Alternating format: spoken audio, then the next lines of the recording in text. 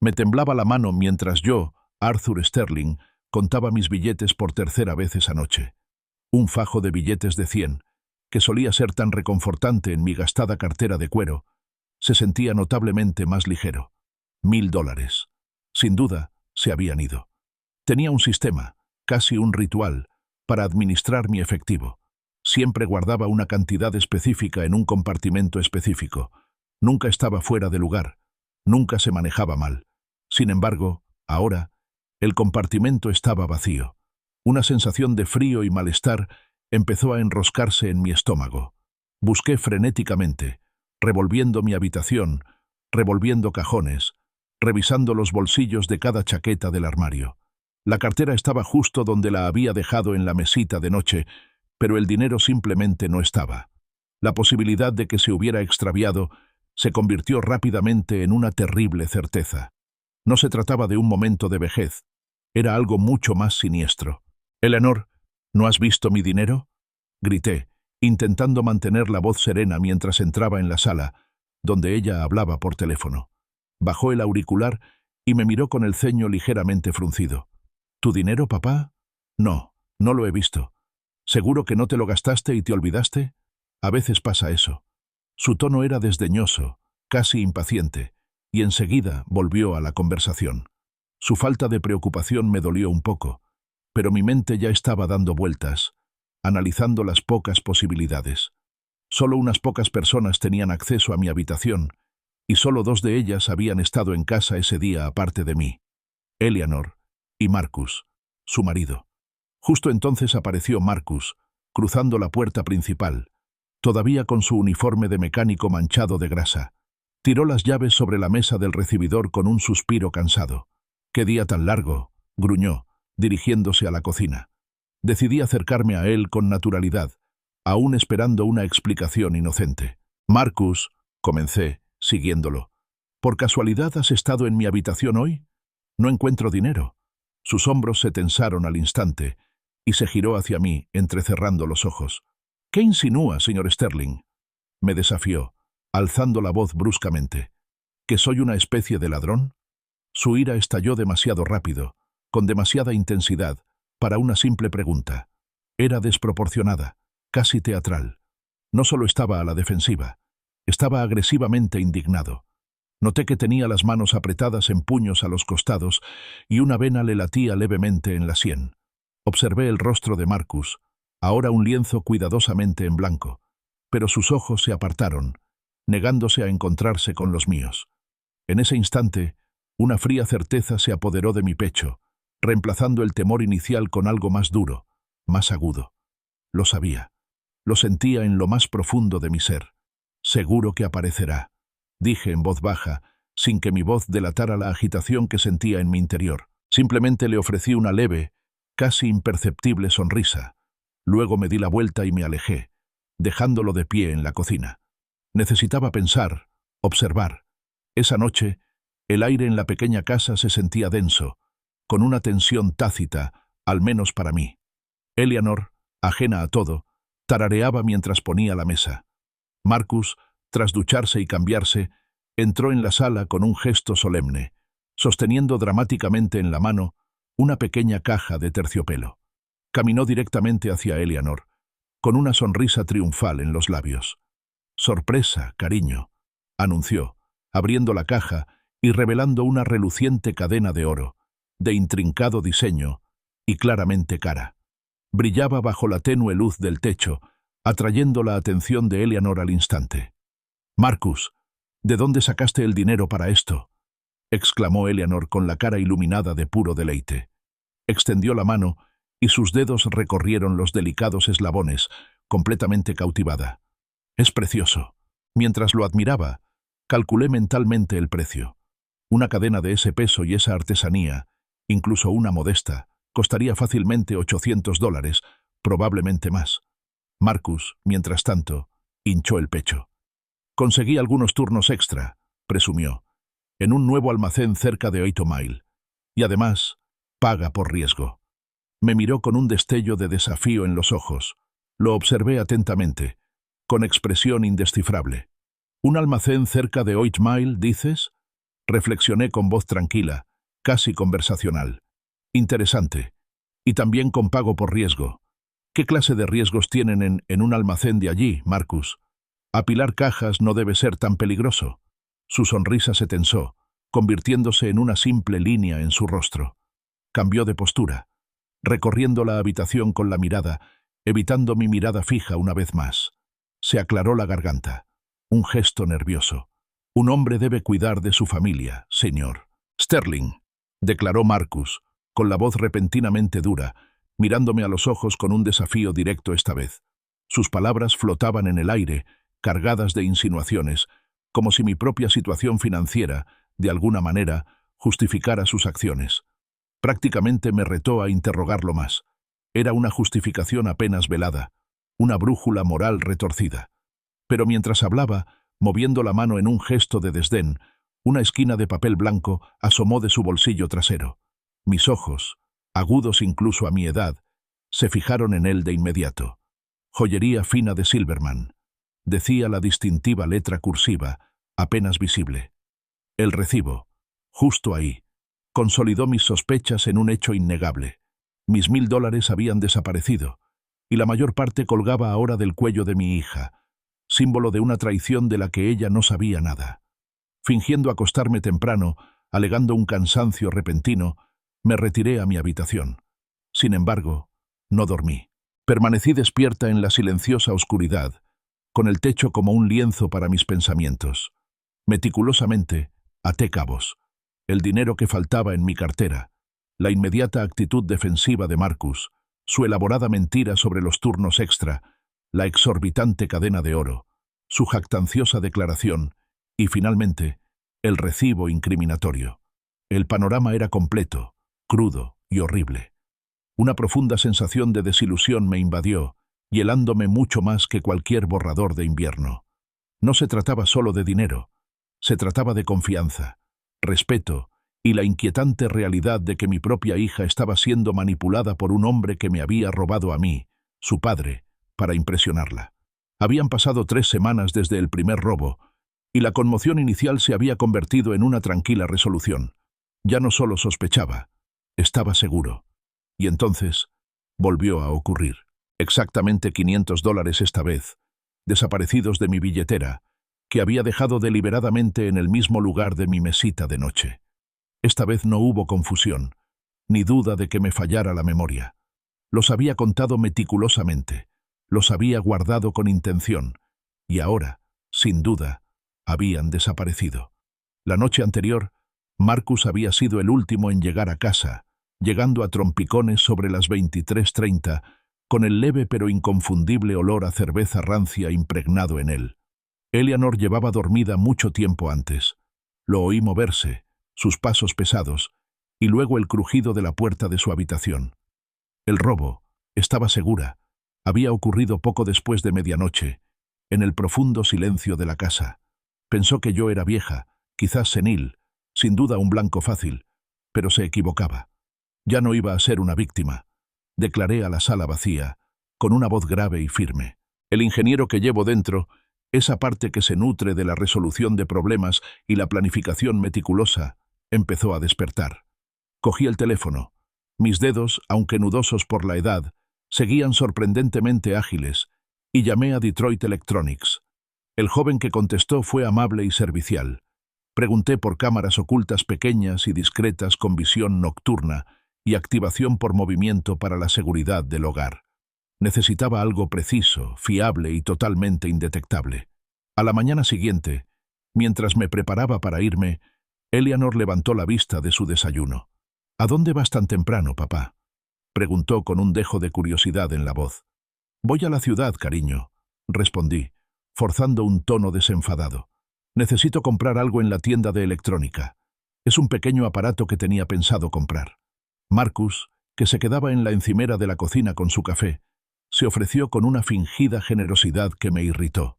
«Puedo llevarlo, señor Sterling. Le ahorraré la molestia».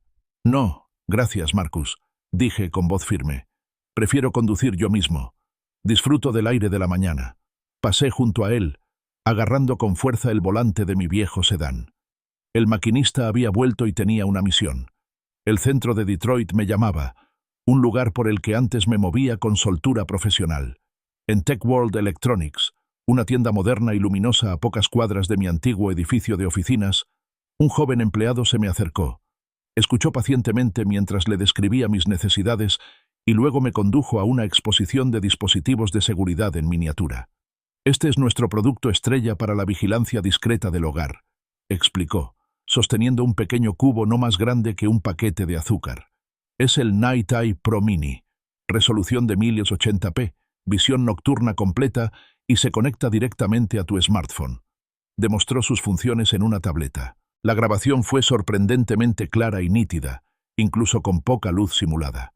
«¿Captará reconocimiento facial a, digamos, 3 metros?» Pregunté en voz baja. «Por supuesto», confirmó el dependiente asintiendo con seguridad. «Nítido, incluso en la oscuridad total, gracias a sus LED infrarrojos. Está diseñado precisamente para ese tipo de detalle». «Me lo llevo», decidí sin dudarlo. Pagué en efectivo, asegurándome de usar billetes que no formaban parte de mi reciente reserva de prueba. De vuelta en casa, Eleanor y Marcus estaban, afortunadamente, fuera, después de haber ido de compras. La casa estaba en silencio, lo que me proporcionaba la soledad que necesitaba. Extendí los componentes de la cámara sobre la mesa de la cocina, con una familiar emoción de precisión técnica recorriendo mi cuerpo. Las instrucciones eran claras, la configuración intuitiva. Este era mi mundo, el mundo de los sistemas y las soluciones. Inspeccioné mi habitación buscando el escondite perfecto. Tenía que ser discreto, pero con una línea de visión óptima hacia mi mesita de noche, donde solía reposar mi cartera. Mis ojos se posaron en una fotografía enmarcada de Eleanor de niña, colocada sobre mi cómoda, justo enfrente de la mesita de noche. Perfecto. Desprendí con cuidado la cámara de su base magnética y con un poco de precisión la fijé a la parte trasera del marco, colocando el objetivo para que sobresaliera sutilmente por detrás del cartón. Era casi invisible. Descargué la aplicación para smartphone que venía con la cámara y con solo unos toques la conecté. La pantalla mostró al instante una imagen nítida, aunque en blanco y negro, de mi dormitorio. La visión nocturna era realmente impresionante. Calibré la sensibilidad al movimiento, configurándola para que se activara solo ante movimientos significativos, no solo ante una corriente de aire o una sombra que se moviera. Observé la transmisión, moviéndome por la habitación, probando ángulos hasta que quedé satisfecho. Con el sistema de vigilancia instalado, llegó el momento de tender la trampa. Abrí mi billetera, conté exactamente $300 del efectivo que me quedaba y coloqué los billetes de forma visible en el compartimento principal. Era justo lo suficiente para ser tentador, pero no tanto como para alarmar si descubrían que faltaba. Era un cebo, simple y llanamente. Mi vaso de agua, que siempre estaba en mi mesita de noche, fue a parar a su sitio habitual.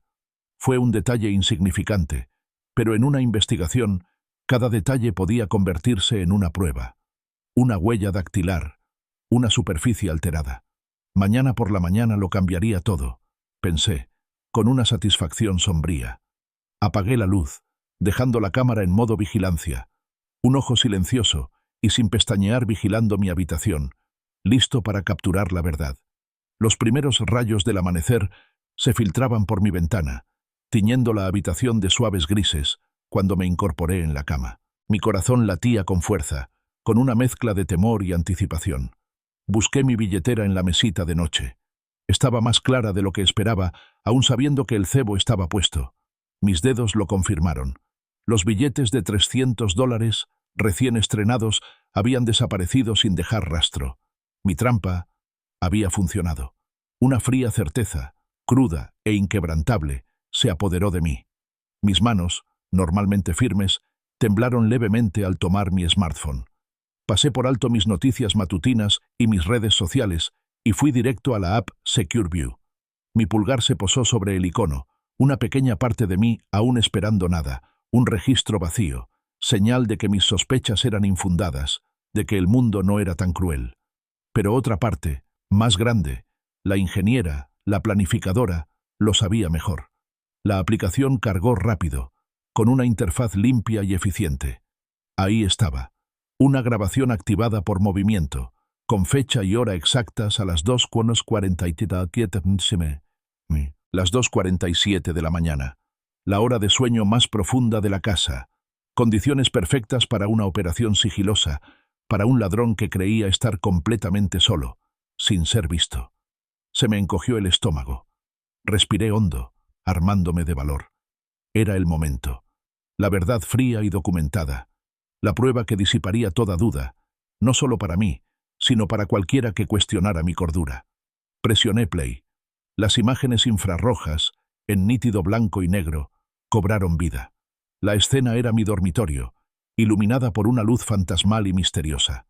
La puerta, que había dejado entreabierta, empezó a abrirse lentamente, sin hacer ruido, justo lo suficiente para que una figura se colara.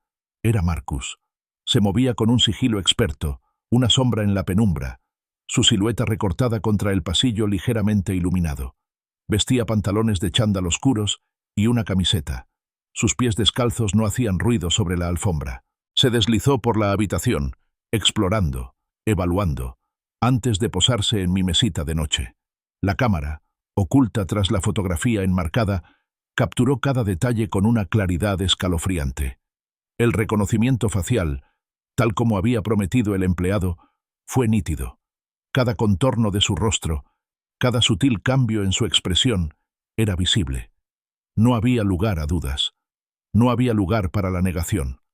Extendió la mano hacia mi billetera, con movimientos fluidos, eficientes, casi profesionales. La manejó como si ya lo hubiera hecho antes, muchas veces. Extrajo el fajo de billetes, los extendió, y rápida y expertamente, los contó. Un destello de satisfacción, casi una sonrisa burlona, cruzó su rostro mientras se guardaba el dinero en el bolsillo. Fue un robo metódico, ejecutado con confianza y una asombrosa falta de remordimiento. Pero entonces, algo ocurrió que me heló la sangre, algo que trascendió el mero robo y se sumergió en el reino del desprecio puro y sin adulterar. Después de embolsarse mi dinero, después de robarme a ciegas, Marcus se detuvo. Miró mi mesita de noche, luego el vaso de agua que siempre guardaba allí. Lentamente, deliberadamente, lo cogió. Lo inclinó ligeramente, confirmando que contenía agua. Luego, con un gesto despreocupado, casi arrogante, de la muñeca, se inclinó y escupió en él. Una bola espesa y viscosa cayó en mi agua potable. Volvió a dejar el vaso exactamente como lo había encontrado, se enderezó y se dio la vuelta, saliendo de la habitación tan silenciosamente como había entrado. Se me cortó la respiración. ¿Cuánto tiempo lleva pasando esto? Susurré a la pantalla de mi teléfono, con la voz entrecortada. No se referían solo al dinero, sino a la profunda y repugnante violación. ¿Cuántas veces he bebido su saliva? Pensar en ello me provocó una oleada de náuseas, una repulsión primitiva que me revolvió las entrañas. No era solo un robo, era un insulto profundo y personal, una profanación de mi espacio, de mi confianza, de mi propia existencia. Repasé el momento ofensivo 2 veces, necesitando confirmar lo que mis ojos habían visto. El robo fue, sin duda, metódico, un acto de hurto calculado. Pero el escupitajo, eso era diferente. Era personal. Era un acto de dominio, una clara señal de falta de respeto y burla, transmitida con la certeza de que nunca lo atraparían, de que su víctima era demasiado vieja, demasiado ciega, demasiado débil para enterarse. Era una mueca de desprecio en forma física, escupida directamente en mi rutina diaria. Con dedos temblorosos, guardé el video en mi teléfono y luego, para mayor seguridad, lo subí a mi almacenamiento en la nube.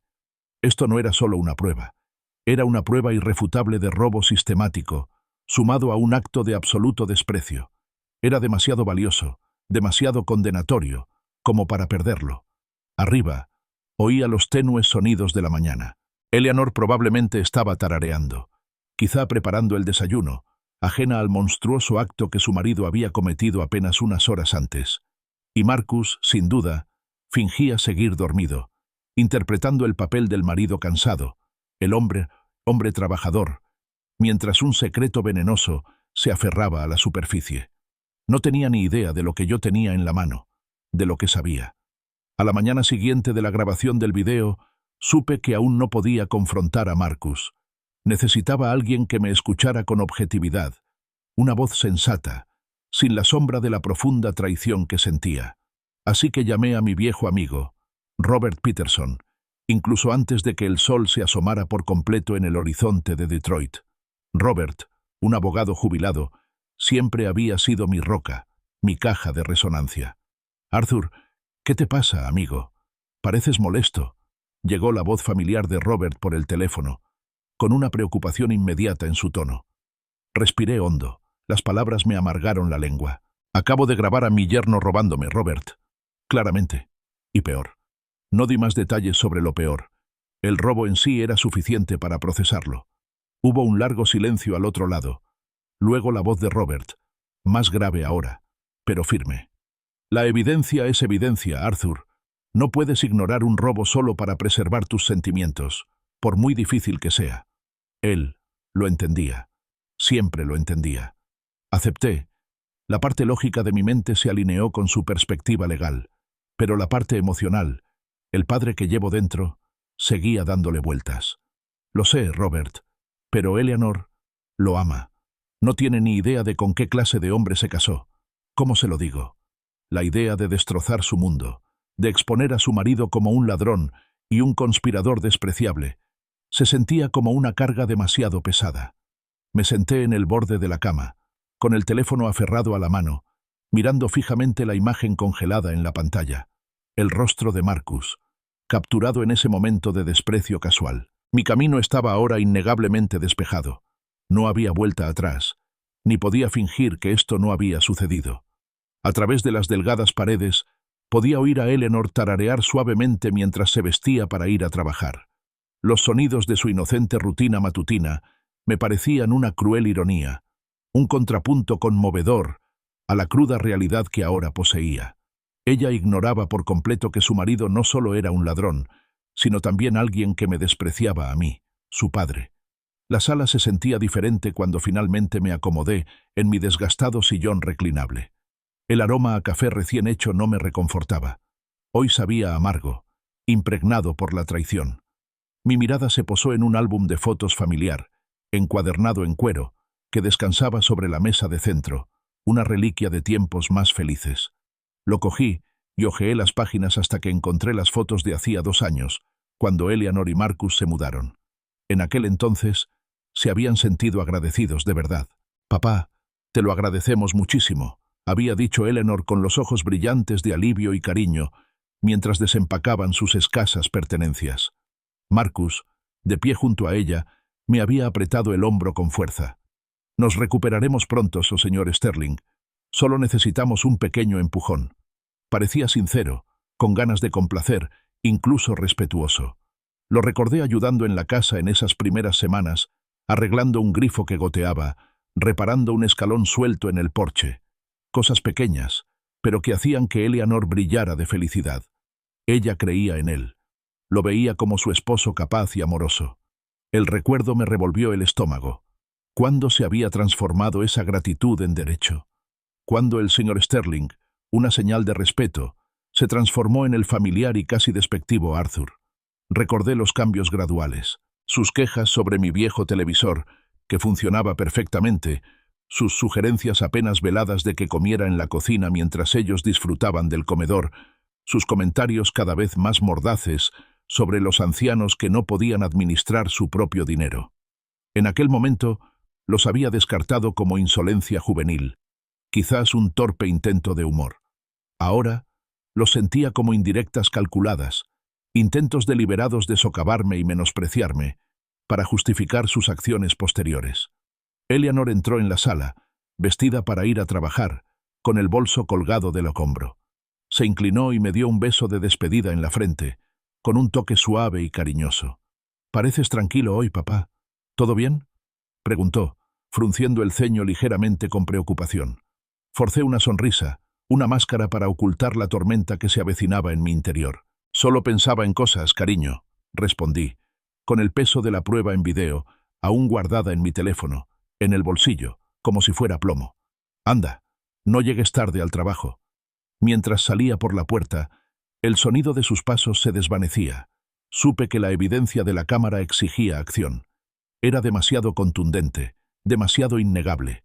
Pero la pregunta persistía, resonando en lo más profundo de mi mente. ¿Qué clase de justicia quería? ¿Castigo? ¿Exposición? ¿O algo completamente distinto? La respuesta, me di cuenta, definiría no solo el futuro de Marcus, sino también mi propia relación con mi hija. Si esta historia te atrapa, hazme un favor. Quédate para ver cómo se desarrolla, porque te prometo que se vuelve aún más increíble. Recuerda darle a me gusta, compartir y suscribirte para que más gente pueda escuchar mi historia. Tu apoyo significa mucho para mí. Después de mi llamada con Robert, una nueva calma me invadió. Era la calma de quien ha tomado una decisión, quien tiene un plan. Me senté a la mesa de la cocina, con mi viejo calendario de escritorio extendido frente a mí. Mi bolígrafo flotaba, luego empezó a moverse, marcando fechas, rodeando comentarios, conectando los puntos no solo de los robos, sino también de la creciente falta de respeto de Marcus.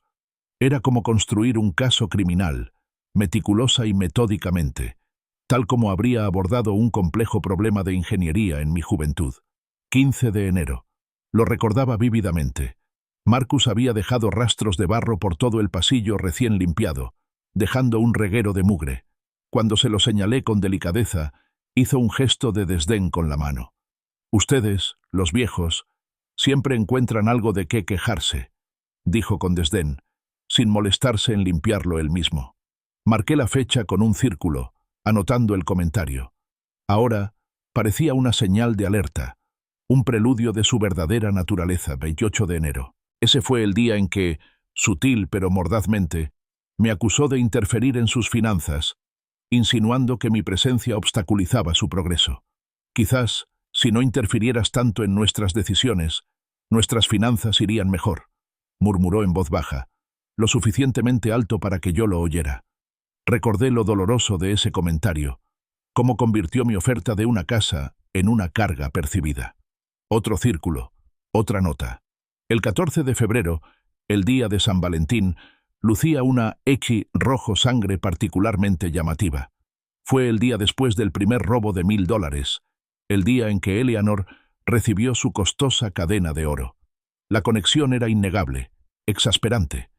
No fue un simple robo, fue un acto calculado para mantener una fachada de generosidad, financiado con el dinero que yo mismo había ganado con tanto esfuerzo. Al revisar estas entradas, una escalofriante revelación me invadió.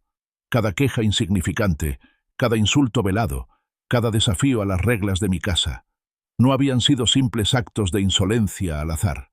Habían sido un reconocimiento para el robo, una preparación psicológica para socavar mi autoridad, para hacerme parecer olvidadiza, incapaz y, por lo tanto, una víctima perfecta. 26 de febrero. Esta casa parece una prisión con todas estas reglas ridículas, se había quejado Marcus, despatarrado en mi sofá, con el control remoto en la mano. Eleanor, bendita sea su ingenua, simplemente asintió, demasiado acostumbrada a sus quejas, demasiado ansiosa por la paz. Él había querido imponer su control, hacerme sentir como la intrusa en mi propia casa. Taché esa fecha con una raya gruesa. Marzo trajo más números rojos a mi agenda y más ataques verbales. Los mayores no soportan el cambio, comentó con indiferencia durante la cena, mirándome fijamente. Luego estaban los comentarios sobre residencias asistidas, sobre algunas personas que no deberían administrar su propio dinero. Cada palabra, un pequeño dardo venenoso, pretendía socavar mi autoestima, justificar sus actos depredadores en su mente retorcida. Me deshumanizaba sistemáticamente, convirtiéndome en menos que un hombre, para que robarme no se sintiera como robar. Mi plan estaba tomando forma, no solo para exponer el robo, sino para exponer al hombre mismo. Preparé algunos suministros especiales para el día siguiente. Esta vez no eran para la cámara, eran para Marcus. Usaría tanto la evidencia en video como este calendario meticulosamente documentado de su creciente falta de respeto para desenmascarar su verdadera identidad, no solo ante mí, sino ante Eleanor. Esa noche, el ambiente en la mesa era inusualmente sobrio. Eleanor sirvió generosas porciones de su abundante estofado de carne, y un aroma reconfortante inundó la cocina. Marcus, sin embargo, Estaba inusualmente callado, picoteando su comida, evitando mi mirada. Percibió algo, estaba segura, un sutil cambio en el ambiente, una tensión que no lograba identificar. Decidí empezar con sutileza, tantear el terreno, darle la oportunidad de traicionarse aún más. ¿Sabes? Empecé con voz tranquila, casi conversacional. Últimamente he estado pensando en la seguridad del hogar. Con todos los incidentes recientes en el barrio, me ha hecho reconsiderar las cosas. La tecnología moderna es increíble, ¿verdad? Puedes monitorear todo lo que sucede, incluso mientras duermes. Hay pequeñas cámaras por todas partes. Lo observé atentamente por encima del borde de mi vaso de agua. Marcus levantó la cabeza de golpe. Sus ojos, oscuros y cautelosos, se encontraron con los míos. «Ahí vas otra vez con tu paranoia, Arthur», espetó, con su habitual tono de indiferencia. «Siempre preocupándote por algo. Te va a dar un infarto». Su rápida reacción defensiva fue justo lo que esperaba. Estaba proyectando su propia culpa. Dejé mi vaso sobre la mesa con un pequeño clic. ¿Paranoia? Reflexioné, manteniendo la voz serena. Quizás, o quizás solo precaución. Dime, Marcus, dije, inclinándome ligeramente hacia adelante y entrecerrando los ojos. ¿Cuánto te pagaron por las horas extras del almacén el fin de semana pasado? Las de 8 Mile. ¿Con todo ese pago por riesgo? Apretó la mandíbula y sintió un sobresalto en la mejilla. Lo sabía. Por los detalles, la incisividad de mi pregunta, supo que no era solo curiosidad ociosa. La máscara empezó a resquebrajarse. «¿Qué es esto? ¿Un interrogatorio?», espetó, apartando el plato. «Estoy harto de escuchar las quejas de un viejo tacaño que cuenta cada centavo como si fuera el último». Alzó la voz, teñida de un furioso resentimiento que llevaba semanas latente. «Viejo tacaño», repetí en voz baja, con las palabras flotando en el aire como un desafío.